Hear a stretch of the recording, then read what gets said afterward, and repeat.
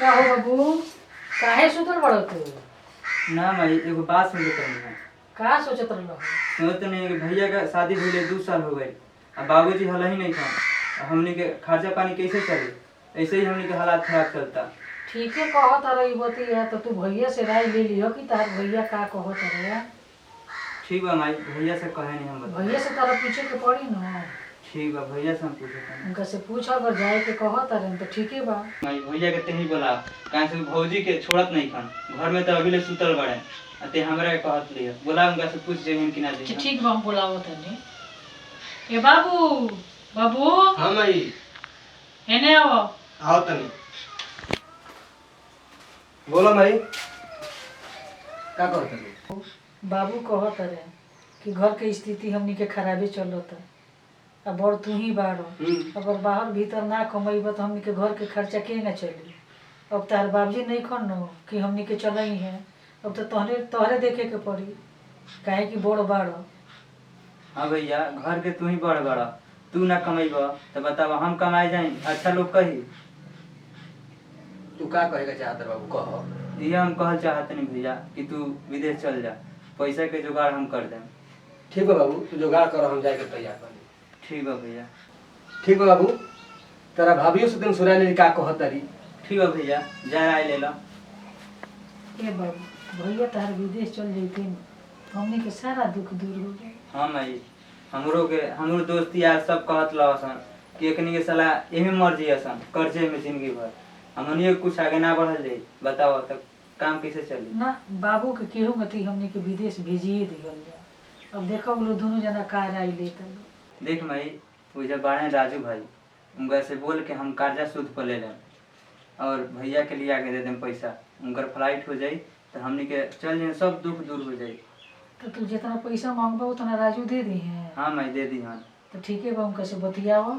लेकिन अभी भैया से तो पूछो कि भैया तहर का कहत रहे। गैला हम भौजी से पूछे अहन तो बताइए का ठीक कहत रही बताओ, भौजी। उनकरा के आ लेबे तो।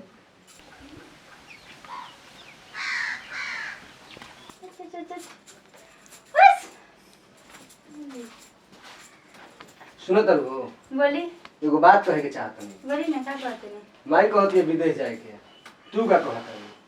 मम्मी जी सही कहते नहीं, घर की स्थिति देखते बानी कैसन बा और खर्चा भी ढेर हो गल बा। घर के खर्चा भी चलाल मुश्किल हो बा। ये तो बात सही बा। बाहर जाल जरूरी है बाटे। तो चलो माई के लगे चलो जाओ। चली चलो बाबू के ले चली।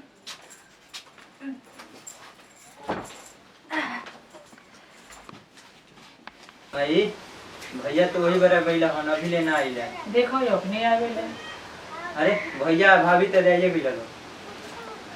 हाँ माई, हम जाएंगे तैयार बनी माई। इहो तैयार बनी भेजे के। ठीक बा बाबू, तो जब भी बाबू तैयार बन जाए खातिर तो तू पैसा के जुगाड़ में लग जा। हाँ भाई, हम जाते नहीं शाम के राजू भाई के लगे पैसा के बात करे खातिर। ठीक बा, तो पैसा के जुगाड़ क के तभी बाबू के भेजिए दो। ठीक बा माई। का कहत रू बहू? तो ठीक है कहते नहीं मम्मी जी, अगर ये बाहर चल जाते नहीं, अच्छा से कमाई लगते नहीं तो ये सब दुख परेशानी दूर हो जाई। और देखते बानी घर की स्थिति ठीक नहीं कि इतना कर्जा बाटे, टेंशन से हमने नींद ना आवेला। कैसे दिन रात हमने के चलता हमने के समझता है। हाँ माई, भौजी तो ठीक है कहत रही। हम जाते नहीं, अबे राजू भैया से पैसा लेके आवत नहीं। ए बाबू, तारा के राजू इतना पैसा दे दी है ना अकेले ले? ना माई, तोरो चले के पड़ी। तो ठीक बा, चलो भैया जा लो, तू ले तैयारी कर लो। ठीक है बाबू। पैसा के इंतजाम कर लेके आवत नहीं। जल्दी आई मम्मी जी। ठीक है। तने फोन लगाओ तनी, अभी लोग पैसा ना दे बस का चाहत हो। हेलो, अब तू तो पैसा काहे नहीं दे दे लो बड़ा। आधा घंटा हो गई। अच्छा ठीक बा, आइए। आ गई दे आ गई। मालिक ली पैसा मिला ली। कितना बा हो? पूरा बा। चलो ठीक बा बे। राजू भैया का हो? आई देखबे तने कौन आइल बा दे। बैठो। बैठा भाई। प्रणाम। खुश रही। का बात बा बाबू? भैया जाते रहेंगे, फ्लाइट होके अलावा अच्छा। पैसा के काम बा। भैया भेजियन तो फिर हमने के लौटा देंगे। कितना पैसा कम है? 70,000 रुपया लगा था। 70,000 रुपया तो अबे एक आदमी दे के गई ना। ठीक है बा, दे दी बाबू हमार भेजिए तो हमने के रउरा के उमे कुछ मिला के लौटा देम सब। टाइम से पैसा देखी लेहल बड़का भारी बात नहीं है, समय पर देहल बड़का भारी बात बा। हम रउआ के पैसा दे दी और रउआ हमरा के समय से ना दी, हमार काम ना होके, ये खराब लगे। ऐसे बात नहीं है, हमार बाबू भेजिए भले हमने के कुछ करब सन चाहे ना करब सन, लेकिन पहले राउर पैसा हमने के दे देब सन। का कहत रह विकास? दे देम के हमने के, भैया भेजियन तो हमने के दे देम के, टाइम से रुआ को पैसा मिल जाए। ठीक बा, जब ऐसन बात कहता रहो तो हम तरह के तो ऐसे निराश होके ना जाए दे। विकास, हम तरह का पैसा देता है, बाकी 5 महीना के टाइम देता है, और ये टाइम फेल भइल तू तो जानता रह कि हम का कर सकेंगे। हाँ राजू भैया, हम समझता नहीं दी, हम 5 महीना से ज़्यादा टाइम ना लगी। चलो ठीक बा, तो पैसा गिन लो, 70,000 रुपया बा। ठीक बा राजू भैया, चलते नहीं जा जा ठीक अपना है काम बाबू, कर। बहुत राउर कृपा हो गई। चला मैं पैसा तो मिल गई, और भैया के शाम के टिकट बा, उनका के ले जाए पड़ी छोड़े हमरा के। ठीक बा, उनका के बुलाओ। भैया, ए भैया, आओ तनी बाबू। आवा जल्दी है, जाओ बैठो।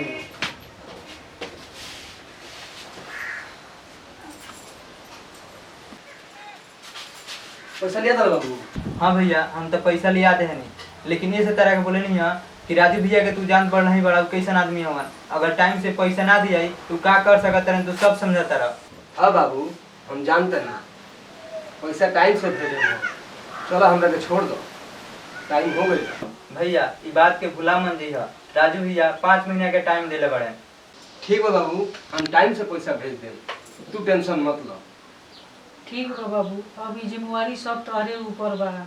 बाबू तो कर्जा काट के दे देले, लेकिन राजू बाबू बड़ा खतरनाक आदमी हम बा। जानता नहीं माई, राजू भाई जगह पैसा दिले उसलहू के हाल जाने ले। हाँ, इज्जत तो रख देले, लेकिन अब इज्जत ई तहरा हाथ में बा।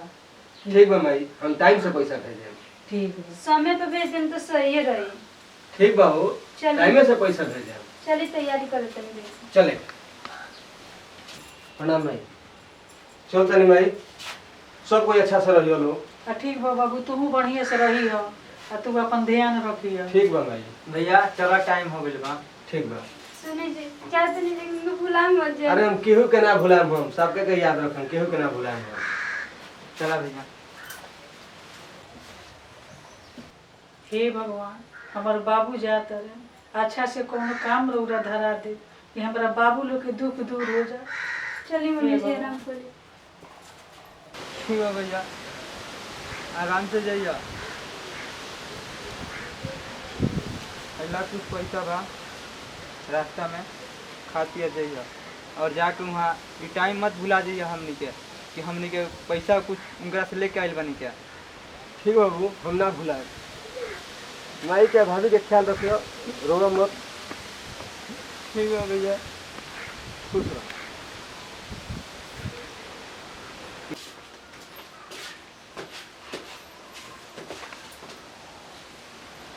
बाबू, ए बाबू, काहे सुतल बना? का बताई माई, भैया के बारे में सोचत रहनी है, भैया गईले इतना दिन हो गए, ना फोन उन करते रहे, लागत हमनी के जाके वहाँ भुला गइल बड़े। ना ऐसा तो बात नहीं है, रुको हम दुल्हन से पूछो तनी कि उनका लगे फोन कइले रहना। हाँ माई, पूछा भौजी से। ए दुल्हन, हाँ मम्मी जी। एने आओ तो। आवत तनी। हाँ मम्मी जी बोली। कह तनी कि बाबू तारे लगे फोन उन कइले रहला। ना मम्मी जी, हमारे लोग तो फोन ही ना करे नहीं हो। बाबू लोग फोन आत हुई हमारे लगे खाक फोन आवता। ना, हमारे लोग फोन करे नहीं, ना मैसेज करे नहीं। बताओ, बाबू गइले तो कितना हम समझा के भेजा नहीं कि बाबू हो ई सूदी पर सब पैसा काट के लइका दिहल, आ जाके भुला गइले। जब देखता भाई लोग को पैसे चाहिए, अपने तो कमाई के हइये नहीं के, उ कमाई के देम तब ये लोग पेट भरे वाला बा, घरे बैठ के खाली ठूसे के बा ये लोग को। कहीं से भरल हो। भौजी का सोचे तरु, जा बाबू रोता। माई, शाम के हम भैया लगे फोन करते नहीं तो बात कही जाला। ठीक बाबा, वो तो फोन करो, वो कुछ करत नहीं खेनु हो, न तो बड़ा हमनी के मुश्किल हो जाई, कहाँ से पैसा दिया ही। अच्छा माई, शाम के फोन करे नहीं हम, थोड़ा बड़ी लेदी काटे के बाद जाते नहीं काट। ठीक बा, जा।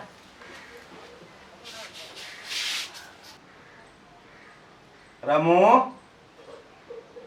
रामू हाँ मालिक। बनाओ तो। जी मालिक। विकासवा के पैसा जब दिया है हाँ तन जाके पता करो तो दी की का कहता। ठीक है मालिक, जाता नहीं। जा। विकास। अरे रामू, का बात बा? का बात बा? याद बा नु? का बताई रामू, हमार भाई जब से बाहर गइल बा लगा तो हमनी के भुला गइल बा। ठीक बा विकास, तू का कहल चाहता रह? रामू हम का बताएं, राजू भैया से यह बोल दिया कि विकास 1 महीना का और टाइम मांगत रहे। ठीक बा, जाता नहीं, मालिक से हम कह दे। ठीक बा। का बताएं भैया, हमने कैसन कर दे लगा। चल तेरे माई से बतावे। होई ना दाबा होई हो बाबा। माई का हो बबुआ मिलो?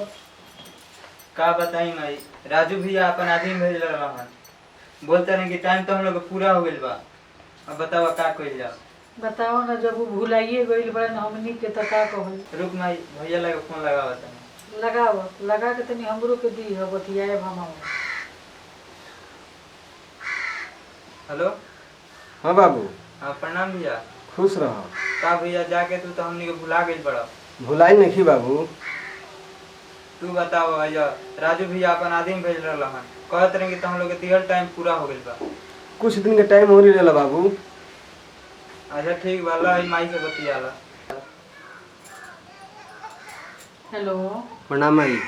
खुश रह। का बाबू, कितना दिन तारा गइले हो गई आ तारा माई के तनको याद नहीं के आवो? मैं याद तो बहुत आवेला, हम का कर सकत नहीं। कंपनी पैसा नहीं, तुम कैसे फोन करे? बतावा, तू तनी एको दिन फोन ना कइलो। बाबू जौन पैसा दियल है तब ना पैसा खातिर उ आदमी दौड़ दौड़ आवत है। कुछ दिन का टाइम ले लो माई, हम सबका पैसा चुका दे। ठीक बा, अब तू ही नु जानता रह कि कब भेजब कब ना भेजब। चुका दे माई। ठीक बा। ठीक बा, प्रणाम माई। खुश रह। ठीक बा बबुआ। मम्मी जी तुम जात नहीं आराम कर।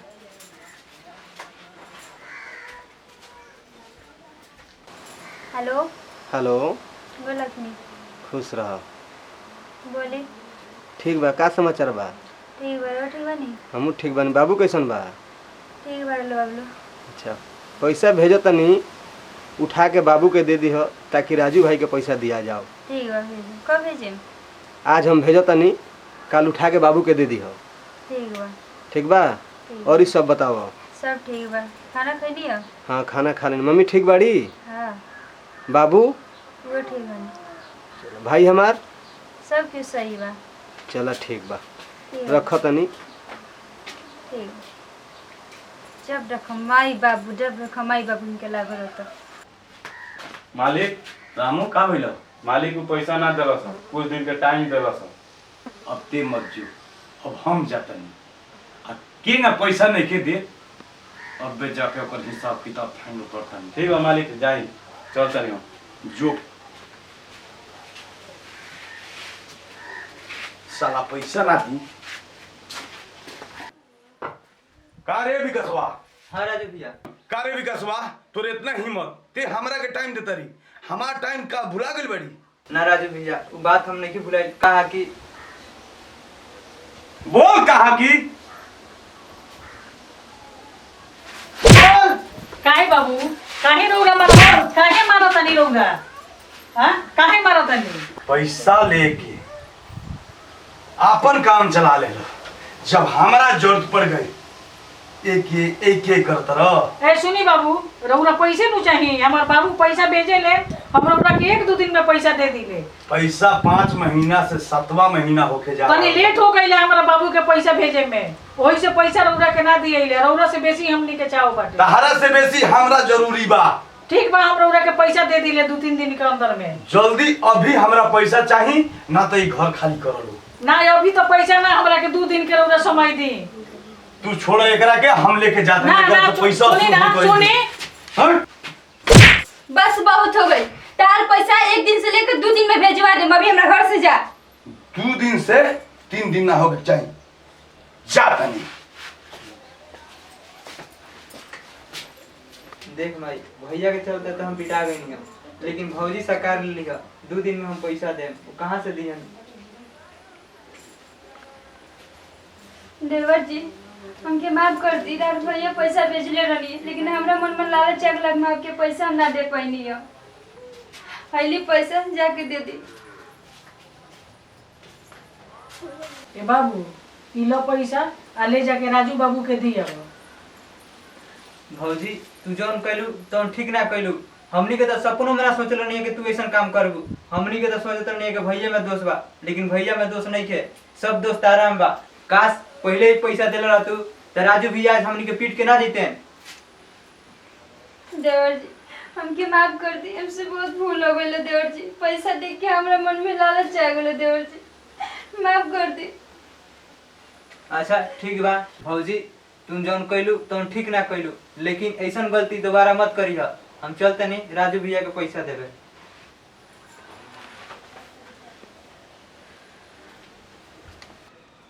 ले राजू भैया अपन पैसा। विकास हम तारा के पैसा खातिर मार देंगे, ये ठीक काम ना करूँ। बहुत भारी गलती कैले बनी हम, जौन जे हमरा ना करे के चाहिए। ते हमरा के माफ कर दे भाई। राजू भैया माफी कवना बात के, गलती तो हर एक इंसान से होला। आ जाए बीमारी भी दे तो का भइल बा, रोग से छोटे बानी नु हम। विकास हमरा के माफ कर दे, बहुत हमरा खुशी बा। ठीक बा राजू भैया, चलते नहीं। जा। नमस्कार भैया, हम संतु भोजपुरिया चैनल के माध्यम से रहो लोग के साथ में ये वीडियो आइल है, एकरा के देखी लो आ लाइक सब्सक्राइब और शेयर कर लो। नारी कितनो सुंदर होखे दिल के राज बतावे के ना चाही, भाई कितनो बैरी होखे दिल के राज छुपावे के ना चाही, आ जौना गीत में हरि के भजन ना बा वो गीत गावे के ना चाही। ऐसे कि छोट भाई विकास कर्जा लेके बड़ भाई के विदेश पहुंचा दिलहन, भेजा दिलहन। अरे भौजाई जब पैसा भेजे लगल तो भौजाई दाबे लगलिय।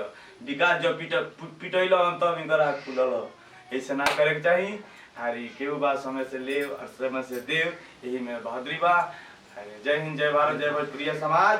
और सब्सक्राइब नहीं किए मेरा चैनल के तो सब्सक्राइब कर दे।